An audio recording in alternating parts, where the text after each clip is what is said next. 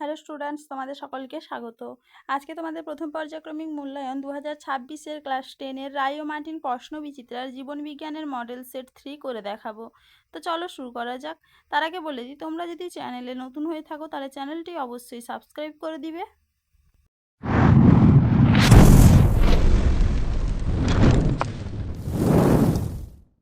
প্রথমে দেখে নিই বিভাগ ক। প্রতিটি প্রশ্নের সঠিক উত্তরটি নির্বাচন করে তার ক্রমিক সংখ্যা সহ বাক্যটি সম্পন্ন করে লেখো। প্রদত্ত কোন জোড়টি সঠিক নয়? উত্তর হবে কি? অপশন গ, ভলভক্স ফোটোট্রপিক চলন। পরের প্রশ্ন কি আছে? মানুষের অক্ষিগোলকের আলোক সুবেদী স্তর হলো? অপশন খ, রেটিনা। পরের প্রশ্ন কি আছে? কেন্দ্রীয় স্নায়ুতন্ত্রের আবরক হলো? উত্তর হবে কি? অপশন ক, মেনিনজেস। পরের প্রশ্ন কি আছে? সঠিক জোড়টি নির্বাচন করো। উত্তর হবে কি? অপশন ঘ, নিউরোগ্লিয়া পরিবর্তিত যোগকলা। পরের প্রশ্ন কি আছে? এন ও আর ক্রোমোজোমের যে অংশে অবস্থিত সেটি হলো ড্যাশ। উত্তর হবে কি? অপশন ক, গৌণ খাঁজ। পরের প্রশ্ন কি আছে? যে হরমোন ইস্ট্রোজেন হরমোন ক্ষরণে সাহায্য করে সেটি হলো? উত্তর হবে কি? অপশন ঘ, FSH ফলিকল স্টিমুলেটিং হরমোন। পরের প্রশ্ন কি আছে? দেহে নতুন রক্তকোষ তৈরিতে প্রদত্ত কোন প্রক্রিয়াটি প্রয়োজন? উত্তর হবে কি? অপশন গ, মাইটোসিস। পরের প্রশ্ন কি আছে? ক্রোমোজোমের যে অংশটি নিকটবর্তী দুটি ক্রোমোজোমের প্রান্তকে জুড়তে দেয় না তা হলো টেলোমিয়ার। উত্তর হবে কি? অপশন খ। এবার দেখে নি বিভাগ খ। নিচের 11টি প্রশ্নের মধ্যে 9টি প্রশ্নের উত্তর নির্দেশ অনুসারে লেখো। প্রথম প্রশ্ন কি আছে? আরএনএতে অবস্থিত অ্যাডেনিনের পরিপূরক N2 বেস হলো ড্যাশ। উত্তর হবে কি? ইউরাসিল। পরের প্রশ্ন কি আছে? জিব্বেরেলিন ড্যাশ ভাজক কলার বিভাজন ঘটিয়ে কাণ্ডের দৈর্ঘ্য বৃদ্ধি করে? উত্তর হবে কি? অগ্রস্ত ভাজক কলা। পরের প্রশ্ন কি আছে? হাঁটুর অস্থি সন্ধি এক প্রকার ড্যাশ সন্ধি? উত্তর হবে কি? হিঞ্জ সন্ধি। এরপরে কি আছে? নিচের বাক্যগুলি সত্য অথবা মিথ্যা নিরূপণ করো। শুক্রাশয় একটি বহিঃক্ষরা গ্রন্থি, এটা হবে কি? মিথ্যা।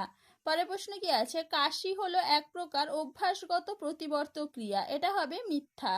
পরের প্রশ্ন কি আছে? হেটারোক্রোমাটিন নিষ্ক্রিয় জিন বহন করে, এটা হবে কি? সত্য। এবার দেখে নি এ স্তম্ভ বি স্তম্ভ মেলানো। নিউরো ট্রান্সমিটার, এটা হবে কি? অ্যাড্রিনালিন। কায়াজমা, এটা হবে কি? Crossing over. ডায়াবেটিস মেলিটাস, এটা হবে কি? ইনসুলিন। এর পরের প্রশ্ন কি আছে? একটি শব্দে বা একটি বাক্যে উত্তর দাও। উদ্ভিদ কোষ বিভাজনে অনুনালিকার ভূমিকা কি? উদ্ভিদ কোষ বিভাজনের সময় অনুনালিকাগুলো একত্রিত হয়ে বেমতন্তু গঠন করে যা ক্রোমোজোমের চলনে সাহায্য করে। পরের প্রশ্ন কি আছে? নিচের 4টি বিষয়ের মধ্যে একটি 3টি বিষয়ের অন্তর্গত, সেই বিষয়টি খুঁজে বের করে লেখো। এখানে সঠিক উত্তর হবে কি? অ্যাফারেন্ট স্নায়ু। চলো এবারে দেখে নিই বিভাগ গ। প্রদত্ত বৈশিষ্ট্যের ভিত্তিতে উদ্ভিদ ও প্রাণী কোষের সাইটোকাইনেসিসের মধ্যে পার্থক্য লেখো।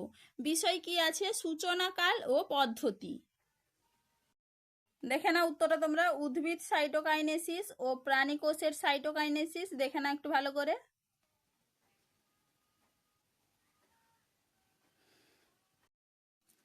চলো এবারে পরের প্রশ্ন কি আছে? কোষ বিভাজনের কোন দশায় বেমতন্তু ক্রমশ বিলুপ্ত হয়ে থাকে? উত্তর হবে কি? টেলোফেজ দশায়। পরের প্রশ্ন কি আছে? ডিস্পাইরিলাইজেশন কি? দেখে না উত্তরটা তোমরা।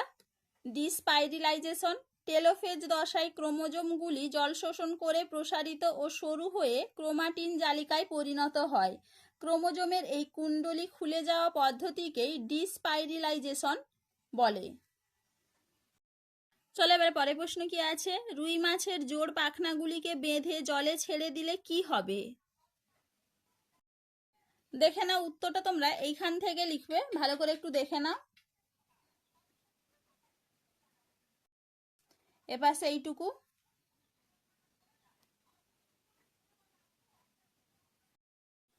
চলো এবারে পরের প্রশ্ন কি আছে? কোন হরমোনকে ক্যালোরিজেনিক হরমোন বলে এবং কেন?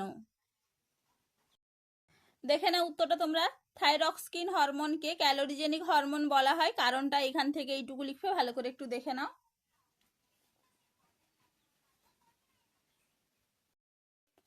চলো এবারে পরের প্রশ্ন কি আছে? প্রাত্যহিক জীবনে প্রতিবর্ত ক্রিয়ার দুটি গুরুত্ব লেখো।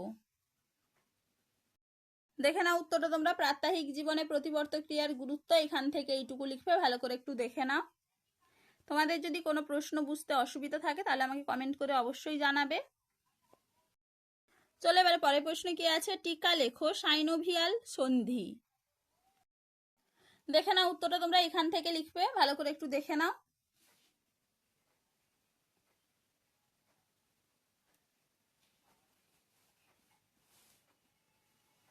এইটুকু লিখবে।